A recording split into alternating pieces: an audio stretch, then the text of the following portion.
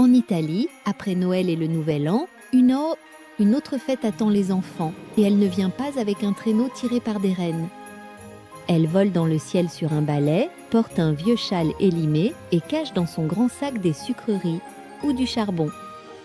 On l'appelle la Befana. La Befana est une figure populaire en Italie depuis des siècles.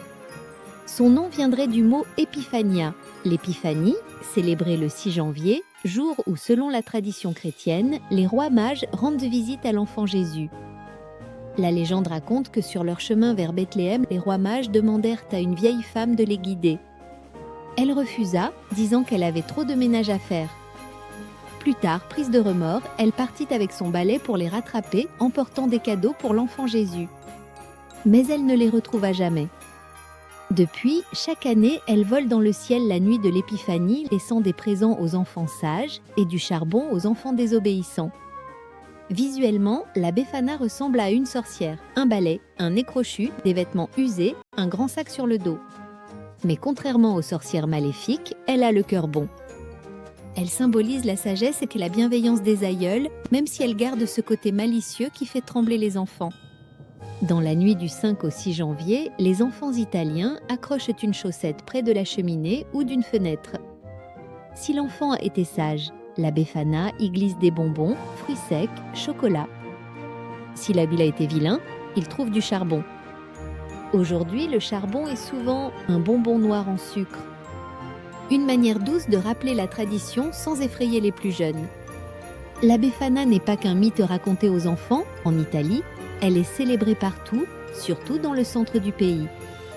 À Urbania, en Émilie-Romagne, on organise la Festa Nationale de la Befana, plusieurs jours de défilés, spectacles, marchés et des milliers de Befana qui descendent dans les rues.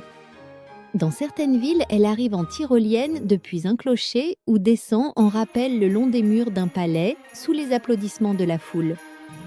Avant d'être associée au roi mage, la Befana pourrait venir de rites païens liés à la nature et au cycle des saisons.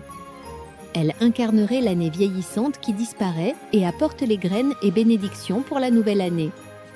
Son balai symboliserait alors le nettoyage des mauvais esprits avant l'arrivée d'un nouveau cycle.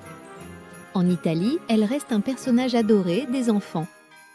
Les supermarchés vendent des figurines et des bonbons spéciaux.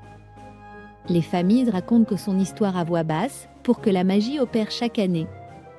Et même si elle a un visage ridé, des habits élimés et un balai poussiéreux, la Befana continue de voler dans le ciel de janvier avec un seul but, rendre visite à chaque enfant et décider s'il mérite un cadeau ou un morceau de charbon.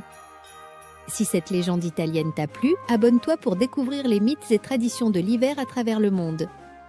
Et toi, si la Befana venait te voir cette année, te laisserait-elle des bonbons ou du charbon ?